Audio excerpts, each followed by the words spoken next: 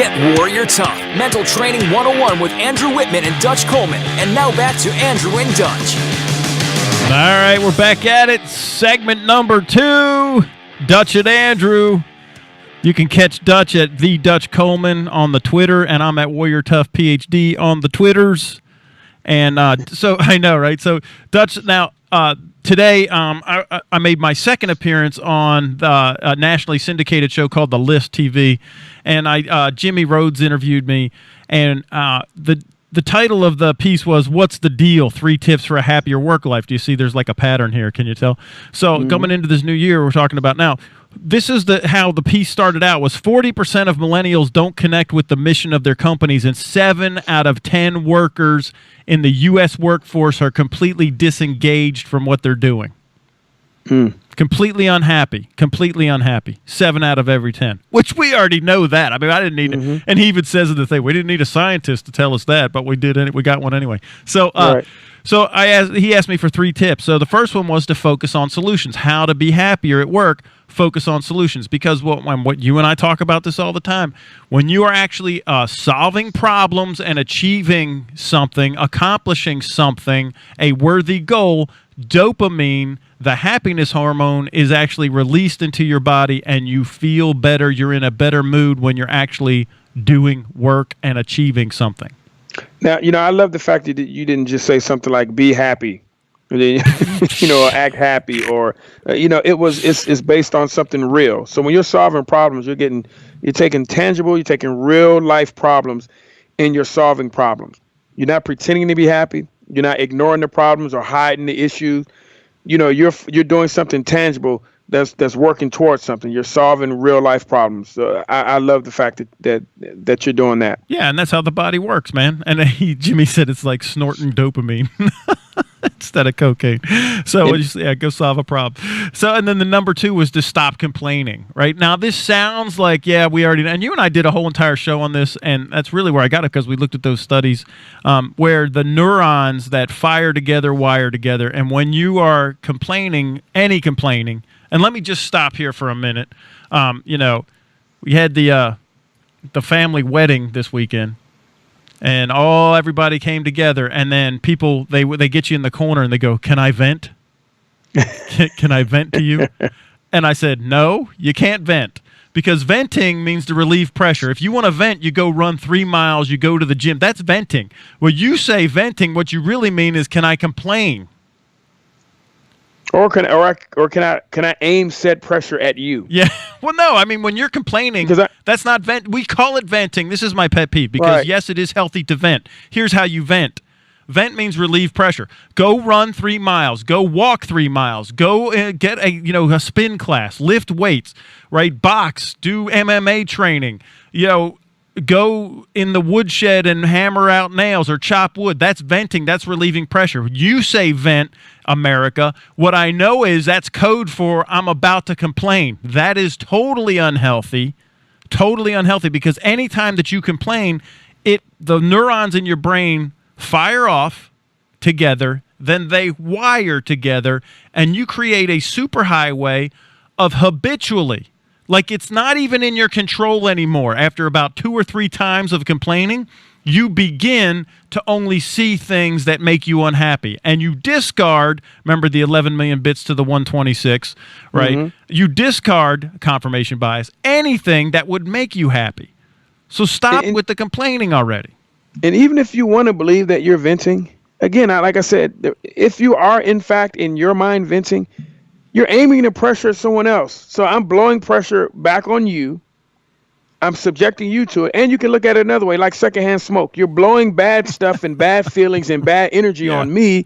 It's like when I taste something and it tastes horribly, I say, "Here, taste this." Yeah. Why would I want to subject you to that? Dude, why would I want to subject you to all of this nonsense? So that's what we do, though. We say, "Can I vent?" Yeah. Now I tell you a bunch of nonsense and a bunch of whining and complaining. Now you have to hear it.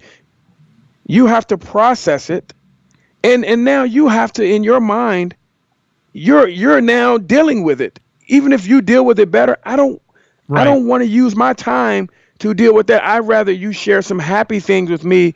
I share some happy things. We create some happy things. And we build some things. Right. This is the opposite of that, is when you're grateful for stuff. when you appreciate things, when you stop, that stop and smell the roses, the same thing happens. The neurons fire together, they wire together, and you create the habit of actually seeing stuff that makes you happy. And you discard 11 million bits of the 126 bits per second, discard confirmation bias, discard all the stuff that would make you unhappy, and you only see the stuff that you're grateful for. You focus in on all the great things that are around you. And I mean, there really is nothing but great stuff around us if you just open your eyes and look. There's no question about it. And I challenge each and every one of you listening to do that. And you will realize that is not some theories, that is not some black magic or some sort of smoke and mirrors. That's really what's happening. All you have to do is open your eyes, and that's in every aspect of your life. There's so many good things going on. We choose and we point ourselves in the direction of the bad things. That's a choice. By contrast, you can make the opposite choice in a whole different world, a whole new world to be opened up to you with good stuff and positivity and results and all those things. So we just simply have to point ourselves in that direction. Yeah, point your focus in the right direction. It's awesome. And then, of course, the third thing was to be CEO of you. Understand that you are running your own show. You're in charge. You control everything that you can control, which is your responses. Your boss isn't your boss. Your boss is your customer. Your coworkers ain't your coworkers. Your coworkers are your customer, right? Their mission is irrelevant because your mission is to give great customer service. When you're there, Andrew Wittman, Inc., wherever I hire my services out to, wherever I lease my services to, my mission for Andrew Wittman Incorporated is to give great customer service, great value. That's it. Yeah. That's it. It's just that simple. It's that simple. And I guarantee you, I challenge anyone to do what we're saying and to show me, even in your own life, that it didn't work out correctly. Well, and I'll tell you, the science behind it is this.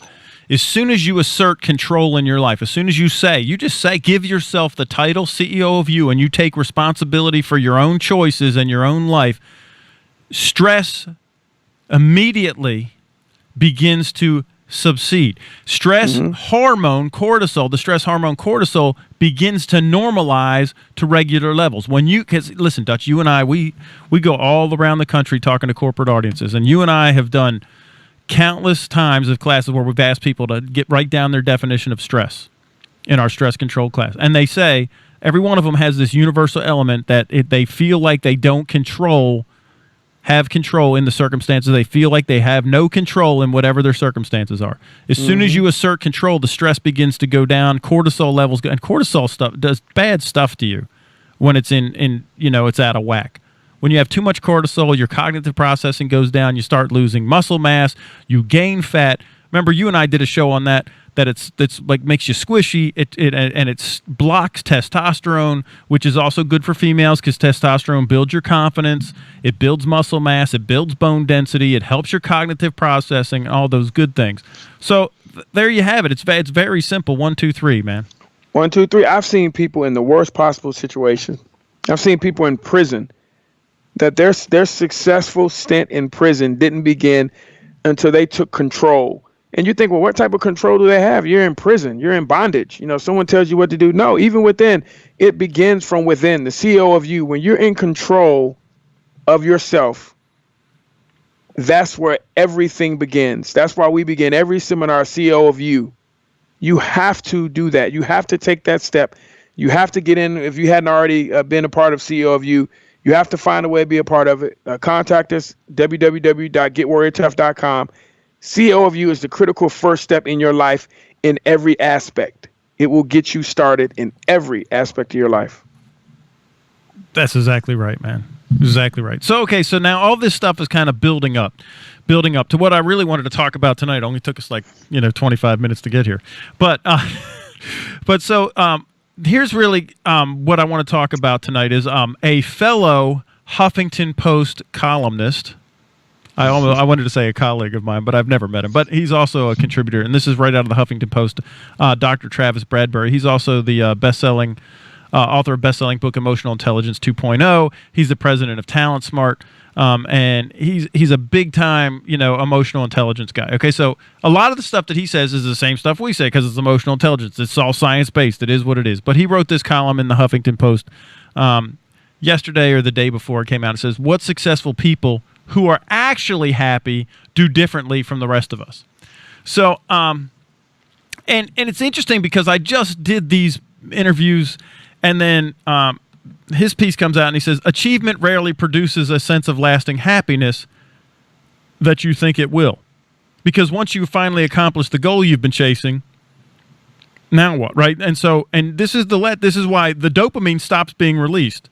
So the hormones that's been making you feel good, it shuts off when you stop learning and growing, when you stop achieving, when you stop trying to accomplish goals, when you don't set a new goal. So when you are just in your comfort zone, you shut down the happiness hormone. And this is why you can't be happy when you're not. And what do we say, Dutch? You're either growing or you're dying. Things in nature, right? They're either growing or dying. There isn't anybody that's just hanging out. So the second that you stop growing, the second that you stop achieving, the second that you stop accomplishing and going after targets, the dopamine shuts off. Bloop. And now you can't be happy hormonally. So your mood is already out of whack. That's why and the longer that you go on the hamster wheel, the longer that you're disengaged, the longer that you can't connect with the mission of your company or your job, and the longer that you just keep doing that, what we call it, the rat wheel, over and over and over, and you're not moving any forward, you're just maintaining the status quo, the more unhappy you will become. The higher the levels of cortisol, and dopamine is completely shut off. And we got another minute left, so I want people to stay tuned. There's more, but to get a pen and paper, and I want you to take some notes because we're going to go over a few things that's going to help guide you down this path, and I think that can be critical for you as far as finding out what successful people do differently. Right, and who are actually happy, because there's a bunch of successful people out there, Dutch, that they are not happy. Mm-hmm. And we don't want to be. That is not for us. That's not part of the Get Warrior Tough process. That's not part of the Warrior Tough culture. That's not part of what the Mental Toughness Training Center is about. It's not what you and I are about, Dutch, is it? And it's not worth it. No. All right, so we're up on the break. You're listening to the Get Warrior Tough radio show with Dutch and Andrew. We'll be right back.